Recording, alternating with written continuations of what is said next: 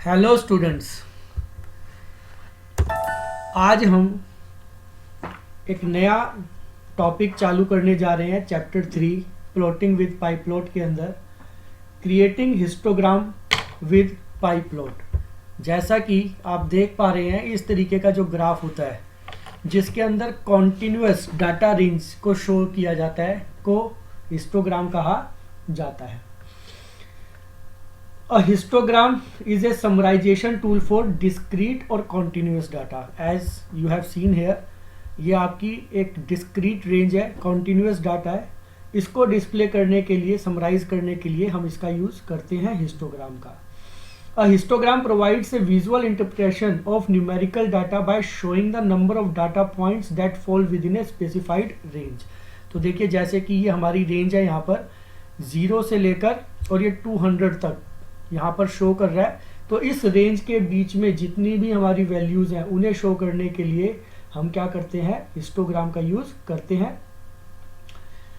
इसे बिन्स कहते हैं। ये जो आपकी डिफरेंट रेंज होती है, रेंज ऑफ वैल्यूज है, इन्हें बिन्स भी कहा जाता है। It is similar to vertical bar graph. अगर आप नोटिस करें, इससे पहले हमने बार ग्राफ के बारे में पढ़ा है जिसके अंदर गैप होता था। आपने नोटिस किया होगा कि उसके अंदर जो हमारी बार्स बनती थी उनके बीच में गैप होता था। तो ये कुछ कुछ दिखाई देने में वैसा ही नजर आता है। However, a histogram, unlike a vertical bar graph, shows no gaps between the bars. The only difference between bar graph and histogram is that कि इसके बीच में गैप नहीं होता, ये कॉन्टिन्यूस होता है, लगातार होता है। जैसे कि बार ग्राफ हमने पहले करके देखा हुआ है, उसके अंदर हमारे क्या होते हैं, बीच बीच में गैप्स नजर आते हैं।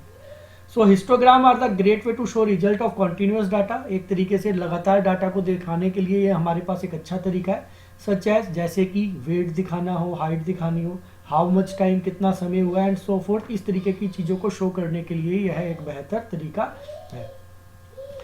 But when the data is in categories such as country, subject etcetera, जैसे कि हम यहाँ पर कंट्री का नाम इंडिया, अमेरिका, जापान देखते हैं, तो उस केस के अंदर हम बार चार्ट का यूज करते हैं बजाय कि हिस्टोग्राम का। जब हमारे पास वैल्यूज डिफर हो, अलग अलग हो, मान लो अलग अलग कंट्रीज हैं या अलग अलग सब्जेक्ट्स हैं, जैसे मैथ, इंग्लिश, साइंस, इस तरीके के अलग अलग सब्जेक्ट्स हैं, तो उसके लिए हम क्या करते हैं, उसके लिए इंस्टेड ऑफ हिस्टोग्राम के हम बार ग्राफ का यूज करते हैं। जबकि जब कॉन्टिन्यूस डाटा हो, जैसा कि एट प्रेजेंट है, जो कि एक रेंज फॉर्मेट में, एक रेंज के अंदर है हमारे पास, तो ऐसा करने के लिए हम क्या करते हैं, ऐसा करने के लिए हिस्टोग्राम का यूज किया जाता है। अब जो हमारा हिस्टोग्राम बनाने का फंक्शन है वो है हिस्ट फंक्शन। जैसा कि आप देख सकते हैं, मैंने यहाँ पर इसको यूज भी किया हुआ है, plt.hist, हिस्ट, हिस्टोग्राम का शॉर्ट है। ब्रैकेट स्टार्ट, ब्रैकेट क्लोज, और उसके बीच में आर्ग्यूमेंट्स प्रोवाइड किए जाते हैं। अब जो इसके अंदर आर्ग्यूमेंट्स प्रोवाइड किए जाते हैं वो कौन कौन से हैं। नंबर 1, एक्स या वाई, जैसे मैंने यहाँ वाई यूज किया हुआ है, एक्स भी यूज किया जा सकता है। जो भी आपने वेरिएबल लिया हुआ है उसके अकॉर्डिंग हम इसका यूज कर सकते हैं। सो ये कोई एक अरे हो सकता है या सीक्वेंस हो सकती है जिसके अंदर हमारी मल्टीपल वैल्यूज एंड जिसे हम कहते हैं वैल्यूज हो सकती हैं, are to be plotted on histogram, जिसको हम हिस्टोग्राम पे ड्रॉ करना चाहते हैं। अगर आप नोटिस करें तो यहाँ पर मैंने वाई लिया हुआ है। वाई के अंदर मैंने कौन सी वैल्यूज दी हैं, वाई के अंदर मैंने वैल्यूज दी हैं 100 + 30 × NP रैंडम, एक रैंडम फंक्शन का यूज किया करीबन, जिसके अंदर मैंने 10,000 वैल्यूज जो है यहाँ पर जो है यूज की हैं। ये 10,000 रैंडम वैल्यूज देगा और इस कैलकुलेशन को परफॉर्म करके वाई को अलग अलग कई सारी वैल्यूज जो है वो प्रोवाइड करेगा, जिससे कि ये हिस्टोग्राम हमारा यहाँ पर ड्रॉ हो पाया है। नेक्स्ट, अगर हम चाहें तो इसके अंदर बिन्स, जैसा कि यहाँ पे भी आप देख सकते हैं मैंने बिन्स का यूज किया हुआ है। तो बिन्स के अंदर जो वैल्यू होती है डेट इज इंटीजर टाइप की होती है, ऑप्शनल है, आपकी मर्जी है देना चाहें तो। If N integer is given, अगर हम कोई इंटीजर वैल्यू प्रोवाइड करते हैं बिन्स के अंदर, तो उस केस के अंदर बिन्स +1 जो भी हमारी वैल्यू है, जैसे 50 दिया तो 51, बिन्स एजेस आर कैलकुलेटेड। ये जो आपको एजेस नजर आ रहे हैं, ये अलग अलग उतने ही एजेस आपको कैलकुलेट करके, मतलब जितनी वैल्यू दिया उससे एक ज़्यादा आपके बिन्स जो है यहाँ पर यूज़ किए जाएंगे और उसके अकॉर्डिंगली आपका ग्राफ जो है वो ड्रॉ किया जाएगा। एक अनदर इसके अंदर हमारे पास आर्ग्यूमेंट है जिसका नाम है क्यूमुलेटिव। क्यूमुलेटिव में 2 आर्ग्यूमेंट्स दिए जा सकते हैं, आइदर ट्रू और फॉल्स।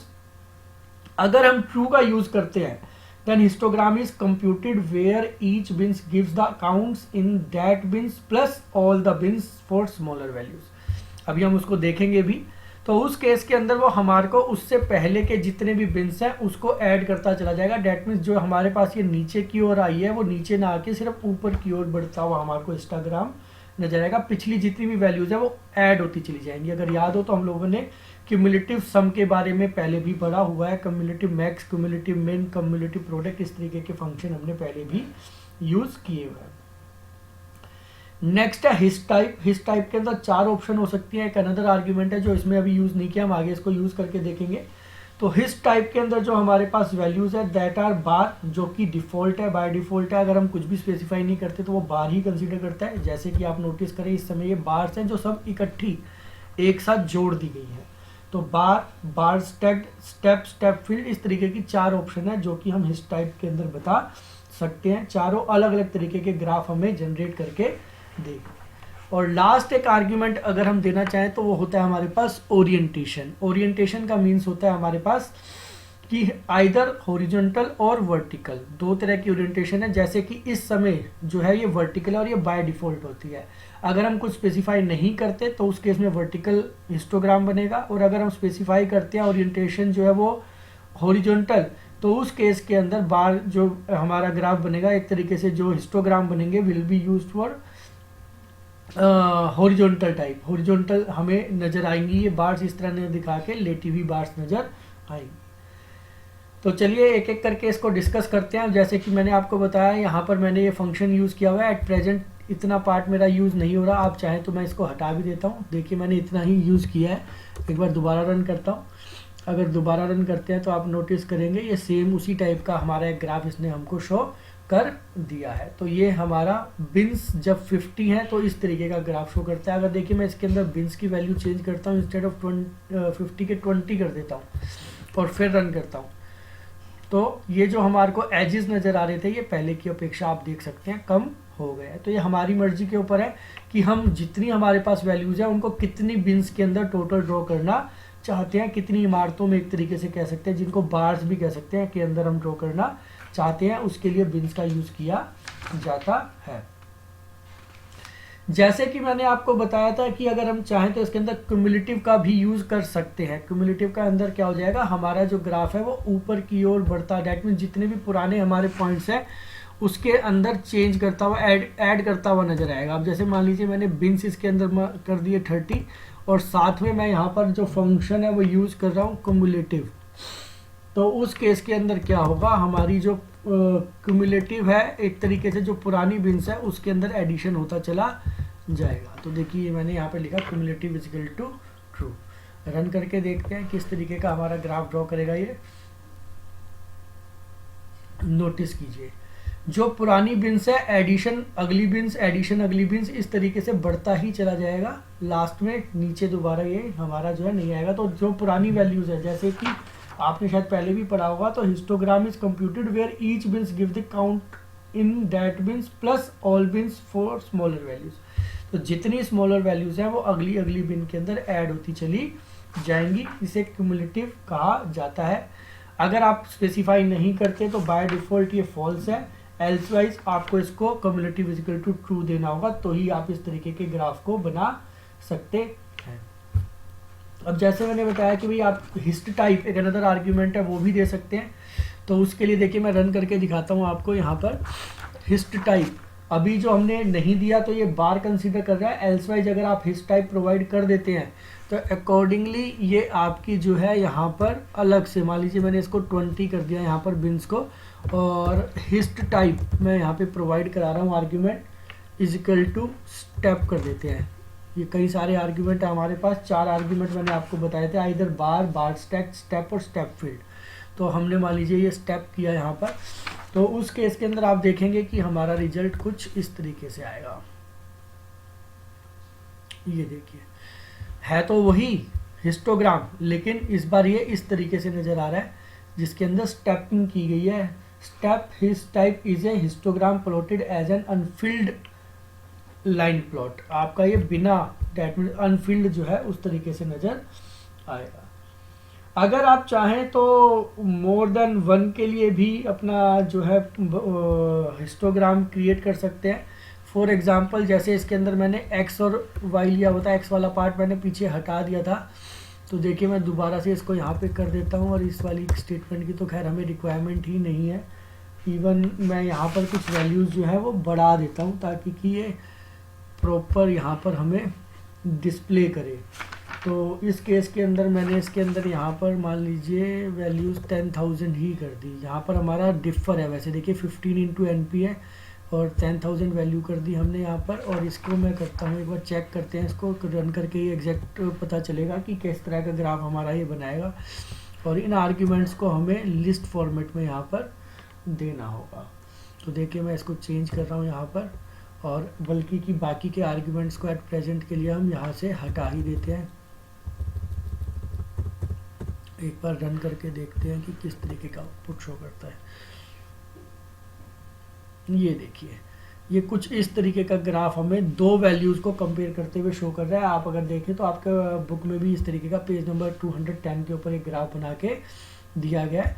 तो ये इस तरीके का भी ग्राफ शो कर सकता है। Plot both ND array x and y in the same histogram. हमारे पास भी एक ND array है, NP फंक्शन हमने यूज़ किया हुआ है। तो रैंडम वैल्यूज़ एक तरीके से हम कह सकते हैं जो कि हमने यहाँ पर यूज़ की हुई है। अगर मैं इसी के अंदर एक अनदर आर्ग्यूमेंट यूज़ कर देता हूँ जो अभी हमने किया हुआ था हिस्ट टाइप, तो देखेंगे कैसे चेंज आएगा। मैंने यहाँ पर कर दिया hist type is equal to bar stacked.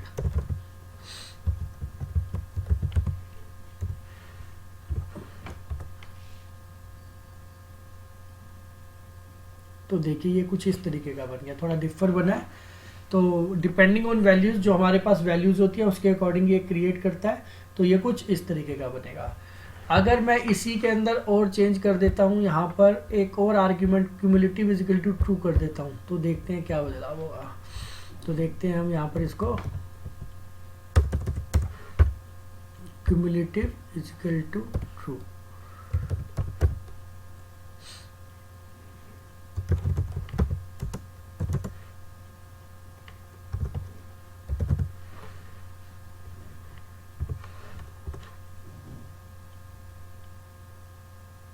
ये देखिए, तो जो भी हमारी पुरानी बिन्स की वैल्यूज़ है उनको ऐड करके नई वैल्यूज़ जनरेट कर दी गई है क्यूमुलेटिव, दोनों के लिए x और y दोनों के लिए ये ऐसा कर रहा है।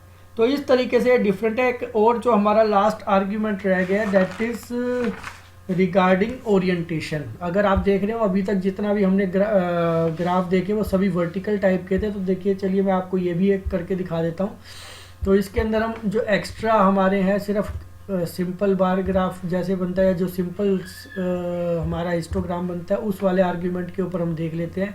मान लीजिए हमने सिर्फ y की वैल्यूज़ यहाँ पर ले ली इंस्टेड ऑफ x की लेने के। तो y के लिए हमने सिर्फ y की वैल्यू यहाँ पर ली है और बिन्स वगैरह हम इसको प्रोवाइड कर देते हैं आर्ग्यूमेंट। साथ में ओरिएंटेशन देख के देखेंगे इस बार की ओरिएंटेशन से कैसे चेंज आता है।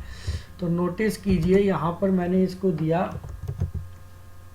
Beans is equal to 50 and orientation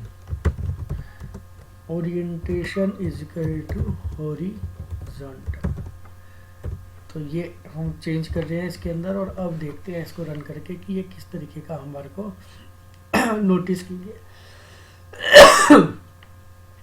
ये हमारा जो है हॉरिजॉन्टल हिस्टोग्राम है। तो एक तरीके से लेटा हुआ जिसे हम कहते हैं। अगर हमने ये ओरिएंटेशन प्रोवाइड नहीं की होती तो जैसा कि आपने पहले नोटिस किया था हमारा जो ग्राफ बनता है वो कौन सा बनता है, बाय डिफ़ॉल्ट वर्टिकल बनता है। देखिए मैंने इसको हटा दिया और अब दोबारा चेक करते हैं। वैसे हमने शुरू में भी इसको देखा था। तो ये हमारा जो है ये वर्टिकल हिस्टोग्राम है। तो इस तरीके से ये डिफरेंट टाइप के आपके जो है हिस्टोग्राम्स को मैंने डिस्प्ले कराया और उसके आर्ग्यूमेंट्स के बारे में डिस्कस किया। तो इसको हिस्टोग्राम कहा जाता है। और बाकी जैसा कि हमने शुरू में डिस्कस किया था कि कॉन्टिन्यूस डाटा को या रेंज ऑफ वैल्यूज़ को शो करने के लिए ही हिस्टोग्राम का यूज़ किया जाता है। आपका जो फंक्शन आप हिस्टोग्राम ड्रॉ करने के लिए यूज़ करेंगे that is your alias name dot hist, जिसके द्वारा आप ऐसा कर सकते हैं। चलिए कुछ एग्जांपल्स करके देखते हैं। आपका एग्जांपल नंबर 27 है। एक बार मैं आपको इसको रन करके शो करके दिखाता हूँ। ये शायद डिलीट हो गया था यहाँ से। 28 है, चलिए 28 को देख लेते हैं आप। अगर 20 हमारे पास नहीं भी है 7 तो तो ये देखिए ये हमारा एग्जाम्पल नंबर 28 है। नोटिस कीजिए क्वेश्चन दिया गया, professor Awasthi is doing some research in the field of environment for some plotting purposes he has generated some data as. एक आपको फंक्शन दिया गया है mu is equal to 100, sigma is equal to 15 और उसके बाद एक एक्सप्रेशन बनाई गई है x is equal to mu plus sigma into NumPy random values 10,000 जैसा हम पहले भी ले रहे थे। तो ये हमारे पास ऑलरेडी गिवन है, एक इसको हमने यहाँ पर यूज़ किया है, तो ये हमने एज इट इज़ लिख दिया। और उसके बाद हमने जो x की हमारे पास वैल्यूज़ आएंगी यहाँ पर अलग अलग 10,000 वैल्यूज़ आएंगी उसको यूज़ किया, प्लस में 30 बिन्स के अंदर उसको दिखाया, प्लस में ओरिएंटेशन क्या दिखा दिया, हॉरिजॉन्टल। साथ ही साथ हमने टाइटल प्रोवाइड कर दिया। तो ये हमारा जो हमने अभी सीखा था उसी तरीके का ग्राफ है, एक सिर्फ एक्सप्रेशन है जो उसका हमने यूज़ किया और उसके अकॉर्डिंग हमने डिफरेंट वैल्यूज़ को जनरेट करके उसको हिस्टोग्राम के थ्रू डिनोट करवाया है। तो नोटिस कीजिए ये हमें कुछ इस तरीके का जो ग्राफ है वो प्लॉट करके शो कर रहा है। तो ये हमारा एक ग्राफ ड्रॉ हो गया जो कि हिस्टोग्राम है। नेक्स्ट आ जाते हैं, बारी है अब हमारे पास एक अनदर एग्जांपल देख लेते हैं, एग्जांपल नंबर 29 जिसके अंदर यही है लेकिन दो इकट्ठे अगर हम चाहें तो किस तरीके से दो हिस्टोग्राम जो कि एक दूसरे के ऊपर आपको नजर आएंगे, ओवरलैप जिसे हम कह सकते हैं, के लिए कैसे यूज़ होगा। तो इसको एक बार मैं ओपन करता हूँ आपके लिए और फिर आपको इसको रन करके दिखाता हूँ। नोटिस कीजिए जैसे हमने पहले यूज़ किया था सेम है, लेकिन थोड़ा सा हमारे पास दो वैल्यूज़ यहाँ पर आ रही हैं। एक वैल्यू तो है हमारी सिग्मा इजकल टू 15 के लिए और दूसरी हमने यहाँ पे जो क्रिएट किया वो 30 के लिए एक तरीके से क्रिएट किया। तो ये दो वैल्यूज़ हम लोगों ने एक्स और वाई की 10,000 जो वैल्यूज़ है, रैंडम वैल्यूज़ है, उनको कैलकुलेट करके एक्स और वाई में स्टोर किया है। अब हमने जो हिस्टोग्राम क्रिएट किया वो हमने किसके लिए, एक्स और वाई दोनों के लिए क्रिएट किया एक साथ और बिन्स कर दिए 100। डेट मीन्स 100 बिन्स के अंदर ये शो करा जाए। और जो हिस्ट टाइप है वो हमने कर दिया बार स्टैक। बार स्टैक का मतलब एक के ऊपर एक जैसे बार्स आती है उस तरीके का नजर आए। बाकी टाइटल हमने साथ में इसके जोड़ दिया है ताकि कि टाइटल भी वो शो करे। तो नोटिस कीजिए अगर मैं इसको रन करता हूँ तो कुछ इस तरीके का आउटपुट हमें जो है वो दिखा रहा है। तो ये हमारा एक हिस्टोग्राम और हमने ड्रॉ किया जिसके अंदर दो अलग अलग वेरिएबल्स x और y जो हमने कैलकुलेट किए थे, जिनकी कई कई वैल्यूज़ हमने कैलकुलेट की थी रैंडम फंक्शन के द्वारा। जैसा कि आप देख सकते हैं ये हमारे पास np.random.randn फंक्शन है कि कितनी वैल्यूज़ आप इसकी बनाना चाहते हैं। तो 10,000 वैल्यूज़ जो है वो यहाँ पर जनरेट की जाएंगी, उसको इस पर्टिकुलर फॉर्मूले में पुट किया जाएगा और जो कैलकुलेटेड वैल्यू है वो x के अंदर स्टोर कर दी जाएंगी। तो उनके बिहाफ पर ये हमारा जो है ग्राफ ड्रॉ होके हमें यहाँ पर इस तरीके का बनाया के दिखाया जा रहा है। तो ये हमारा हिस्टोग्राम का टॉपिक हुआ जिसके अंदर हमने सीखा कि किस तरीके से हम जो है एक हिस्टोग्राम को ड्रॉ कर सकते हैं। नेक्स्ट है क्रिएटिंग फ्रीक्वेंसी पॉलीगन। जो ये आपका टॉपिक है वैसे तो देखिए कट गया, लेकिन फिर भी आपकी नॉलेज के लिए ताकि आपको थोड़ा सा इसका अंदाजा रहे मैं बता देता हूँ। frequency polygon is a type of frequency distribution graph. In a frequency polygon, the number of observation is marked with a single point at the midpoint of an interval. तो देखिए ये हमें मैनुअल बनाना पड़ेगा जो फ्रीक्वेंसी पॉलीगन है। वैसे तो ये पूछा ही नहीं जाने वाला क्योंकि कट गया, लेकिन फिर भी जब आपको इसको ड्रॉ करेंगे तो पहले आप क्या करेंगे, पहले आप एक हिस्टोग्राम ड्रॉ करेंगे और हिस्टोग्राम ड्रॉ करने के बाद जो आपके मिडल पॉइंट्स आते हैं उन मिडल पॉइंट्स के ऊपर आप इसको ड्रॉ करेंगे। तो देखिए मैं एक आपको जो है नॉर्मल जो ग्राफ है उसके ऊपर इसको दिखाता हूँ, उससे आपको ये ज़्यादा क्लियर हो जाएगा। तो हम दोबारा से अपने एग्जाम्पल नंबर 28 पे चलते हैं और उसके थ्रू इसको रन करके देखते हैं कि भाई ये कैसा ग्राफ और फिर किस तरीके से पॉलीगन बनाया जा सकता है। तो देखिए ये हमारा सिंगल के लिए है, x वैल्यू है, यहाँ पे y वैल्यू नहीं है। और अगर हम चाहें तो इन बिन्स को भी थोड़ा कम कर सकते हैं, यहाँ पर 20 कर लेते हैं फॉर द टाइमिंग और हॉरिजॉन्टल हटा देते हैं ताकि ये हमें वर्टिकल ही शो करे ग्राफ को। अब एक बार रन करते हैं इसको। तो देखिए ये हमारे पास जो है एक हिस्टोग्राम क्रिएट हुआ। अब यहाँ पर जो ये हमारा हिस्टोग्राम क्रिएट हुआ है इसके अंदर जो बिन्स हमारे पास आए हैं इन बिन्स का मिड पॉइंट लेना है हमें। यहाँ पर जहाँ मेरा पॉइंटर है इस मिड पॉइंट पे हमें आना है, इस मिड पॉइंट को फिर कनेक्ट करना है, जोड़ना है हमने आपस में एक दूसरे से।